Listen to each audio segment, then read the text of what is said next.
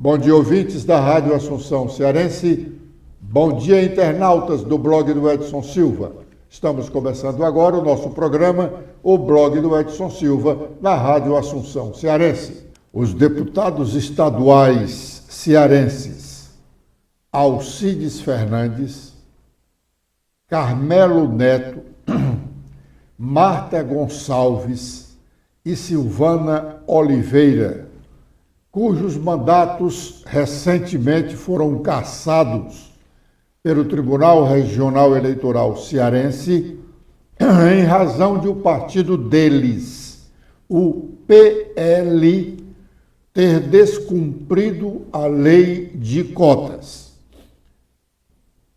Estes deputados, vamos repetir os nomes, Alcides Fernandes, Carmelo Neto, Marta Gonçalves e Silvana Oliveira estão respirando aliviados desde ontem, quando uma decisão monocrática, uma decisão pessoal do presidente do Tribunal Regional Eleitoral, desembargador Raimundo Nonato Silva Santos, decretou a suspensão da decisão que cassou os mandatos deles em razão de um recurso do presidente estadual do PL, Acilon Gonçalves, prefeito do município do Eusébio,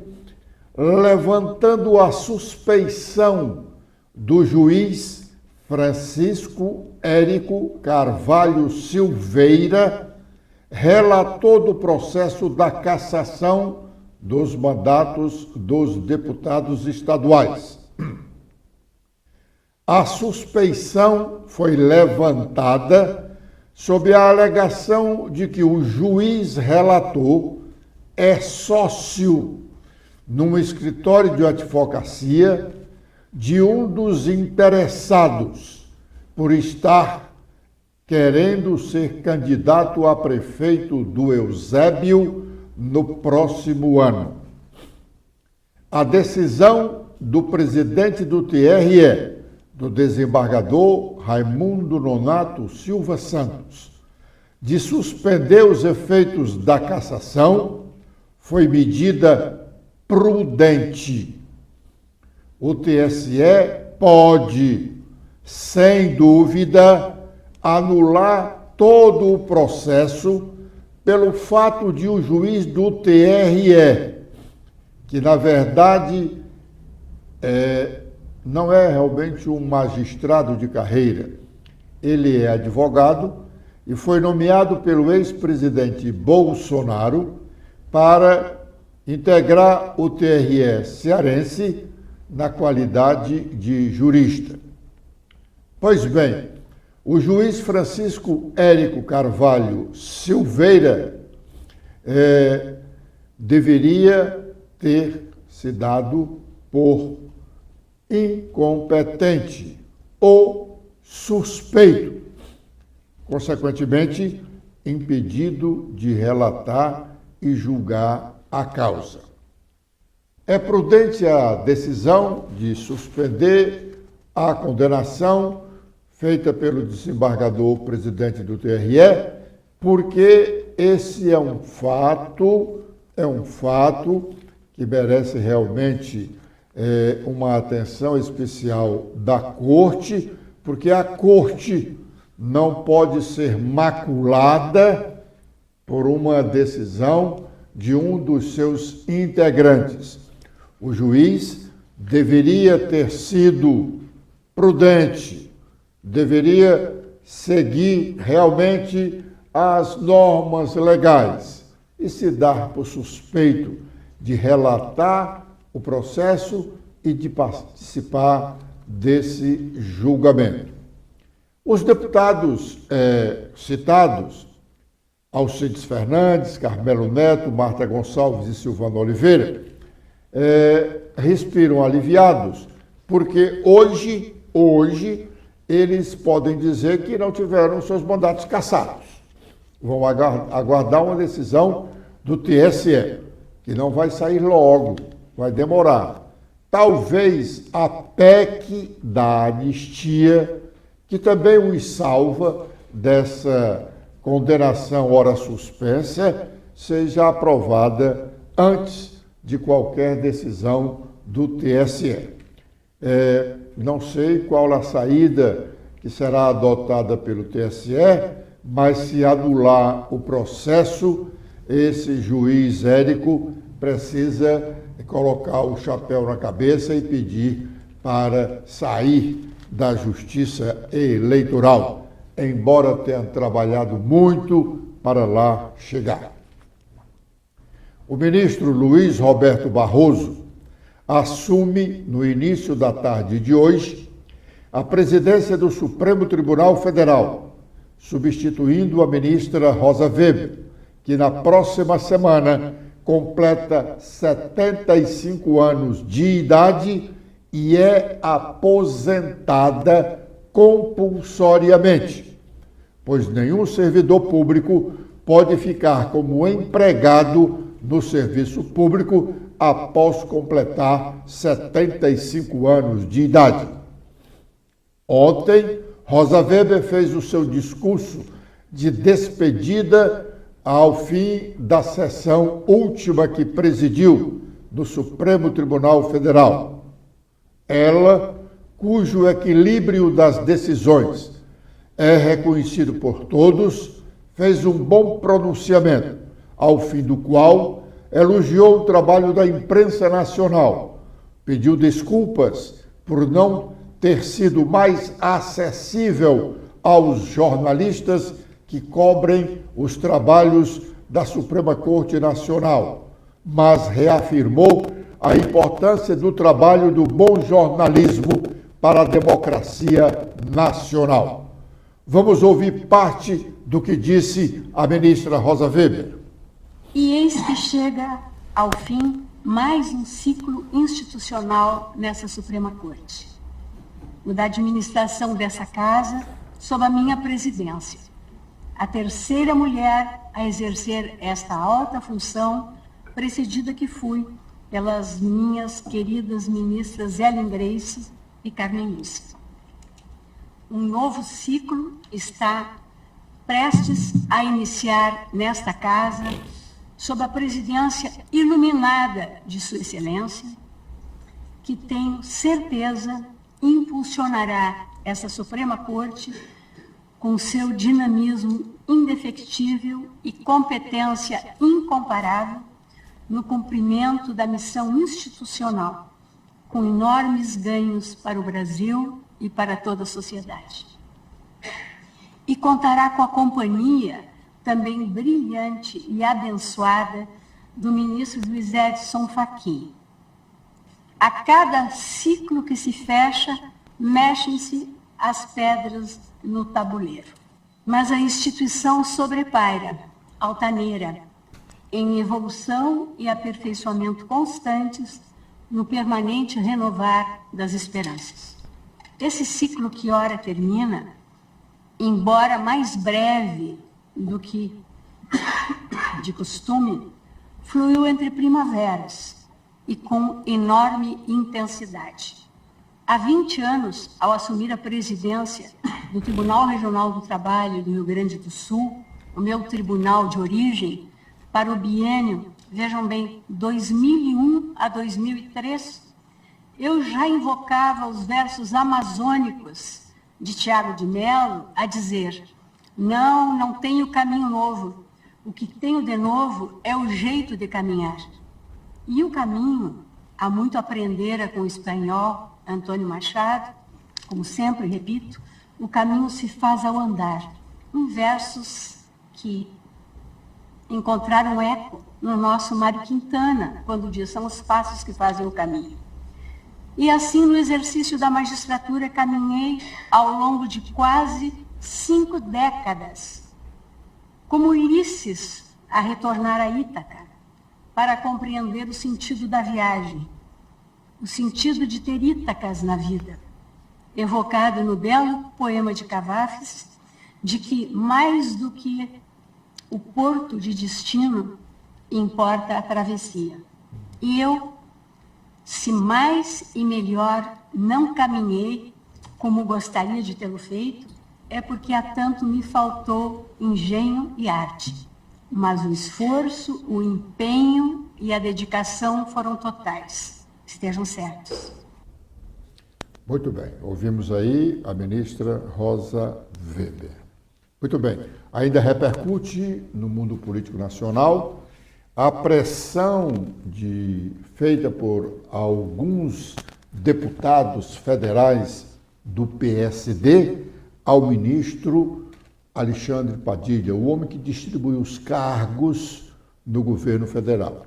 Isso foi na última terça-feira, antes de ontem, no Salão Nobre do Palácio do Planalto, após uma solenidade presidida pelo presidente Lula.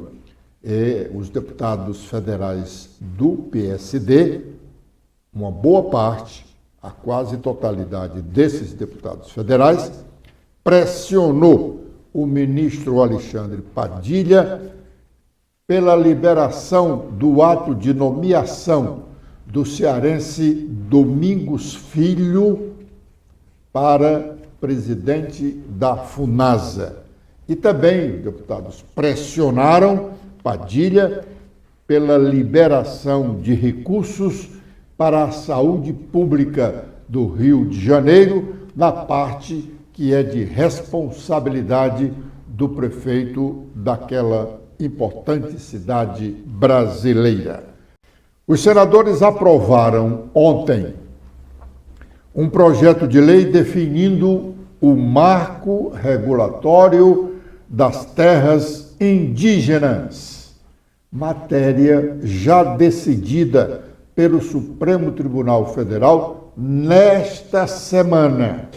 Coincidentemente, os senadores começaram a votar a matéria imediatamente após a decisão do Supremo Tribunal Federal.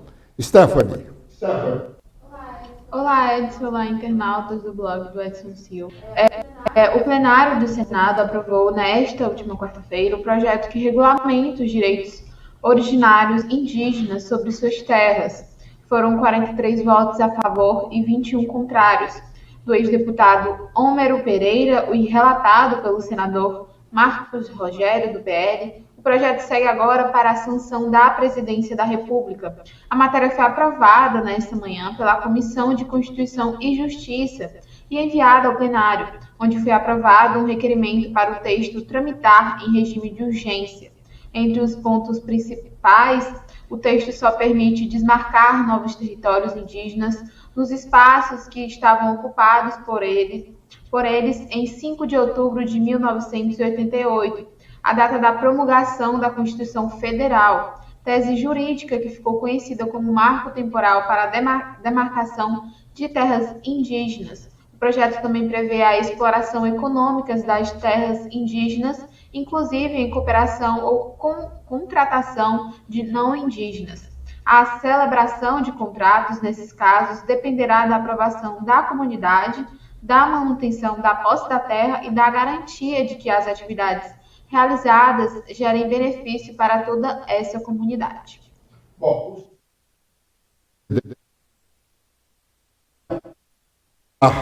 na solenidade de posse do ministro Luiz Roberto Barroso na presidência do Supremo Tribunal Federal, diz que a decisão do Senado não foi uma afronta ao Supremo, mas realmente foi. Há dias, manifestações de senadores e deputados federais têm sido hostis em relação a decisões da Suprema Corte em temas que o Congresso Nacional entende ser de competência exclusiva dele. Algumas notícias em relação a esse tema, como se fosse algo de enfrentamento do Senado Federal e do Congresso Nacional ao Supremo Tribunal Federal. E quero afirmar aqui com absoluta sinceridade, com toda a franqueza, que absolutamente de nossa parte não há nenhum tipo de sentimento revanchista em relação à Suprema Corte do nosso país. Eu e Vossas Excelências são testemunhas. sempre defendi a autonomia e independência dos poderes e sempre defendi a importância da autonomia do Poder Judiciário brasileiro e o valor da nossa Suprema Corte. Hoje, inclusive, se despede a ministra Rosa Weber da presidência do Supremo, amanhã assume o ministro Luiz Roberto Barroso. Quero render a ambos as minhas homenagens, o meu mais absoluto respeito, de modo que nós não podemos permitir ou silenciar que se estabeleça algo que não é verdadeiro, que tenha sido de nossa parte algum tipo de revanchismo. É simplesmente o fato de que nós não podemos nos omitir daquilo que é o nosso dever, que é de legislar. A definição das normas e das leis de um país passam necessariamente pelo Congresso Nacional Brasileiro, pela Câmara dos Deputados, pelo Senado Federal, num sistema de processo legislativo que envolve após o Executivo, no caso de projetos de lei de sanção ou de veto, e a declaração de inconstitucionalidade ou não e a aplicação desse direito nos casos concretos que são submetidos ao Judiciário tem, na última instância do Supremo Tribunal Federal, o seu dever, de fato, de reconhecer constitucionalidade e inconstitucionalidade, de julgar casos concretos. Evidentemente que nós respeitamos isso.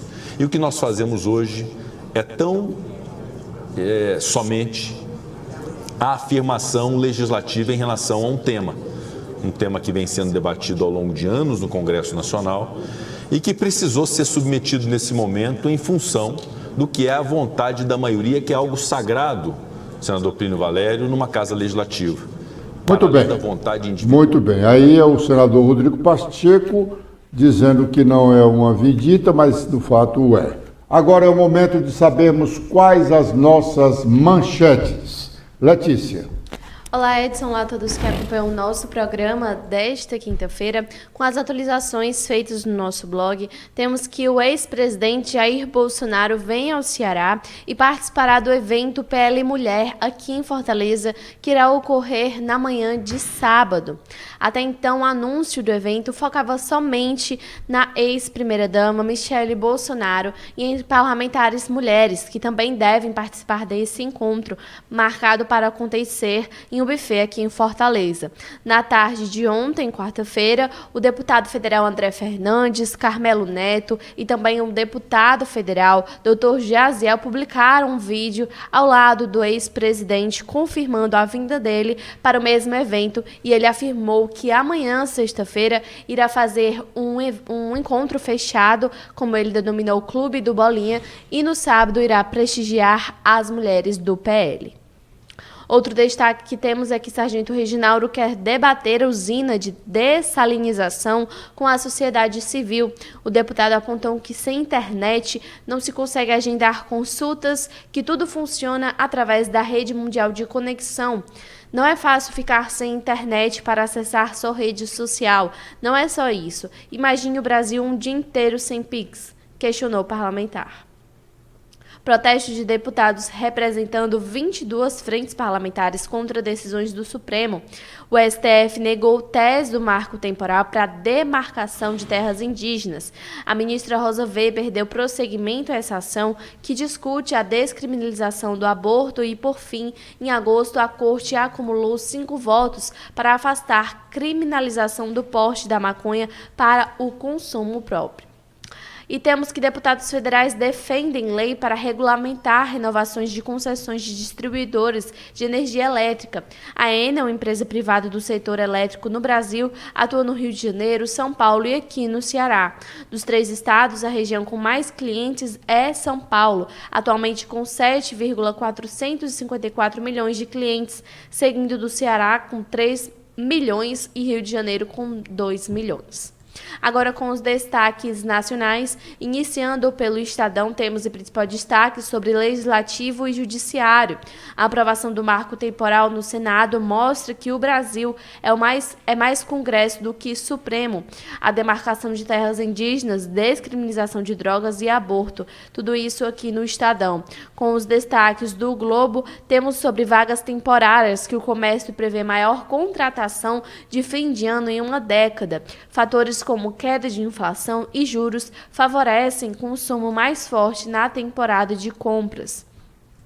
E com as últimas da Folha de São Paulo, temos que a ameaça da OCDE sobre o CARF, que Fernando Haddad cita, não ocorreu.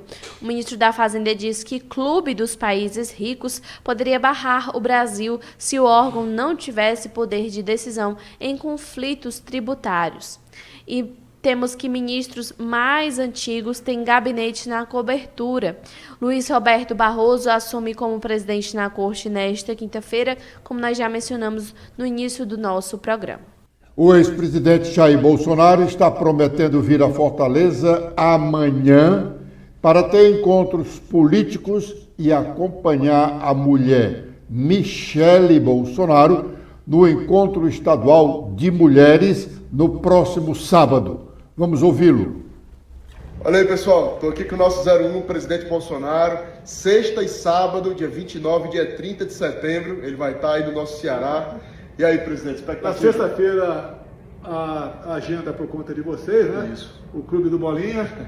E na sexta são as senhoras, as mulheres. Nós estaremos como espectadores lá. Não está previsto homem falar. É o dia das mulheres, porque nós sabemos da importância delas na política. Apelamos para que as mulheres venham candidatas a prefeitas, a vereadoras, para melhor o município e o Brasil ser gerado por elas. Então, todos estão convidados. Na sexta-feira o evento é com os homens, né? E no sábado com as mulheres. Então, sexta-feira, encontro com parlamentar, encontro com liderança. E sábado, dia 30, é o encontro do PL Mulher, às 10 horas da manhã, no Coliseu do La Maison. Vamos aprender com as mulheres. Vamos lá. Política. Valeu. Valeu, presidente. E o deputado estadual Carmelo Neto e o ex-presidente Jair Bolsonaro.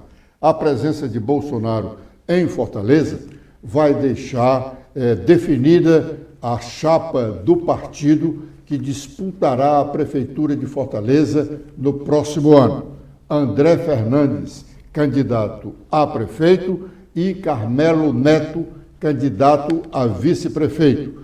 É uma chapa pura. Não há possibilidade de união, pelo menos até aqui, porque na política nada é impossível. Até aqui não há possibilidade de um entendimento do PL com o União Brasil, que seria reunir os políticos mais próximos aqui uns dos outros. União Brasil, do capitão Wagner. Então, a chapa pura do PL será com André Fernandes, candidato a prefeito, e Carmelo Neto a vice-prefeito.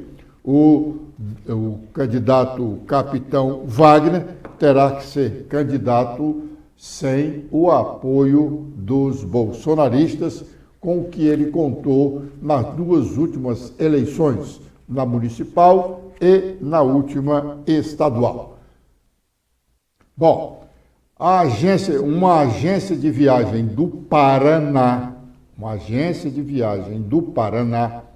é contratada pela Superintendência de Obras do Estado do Ceará para cuidar de viagens internacionais.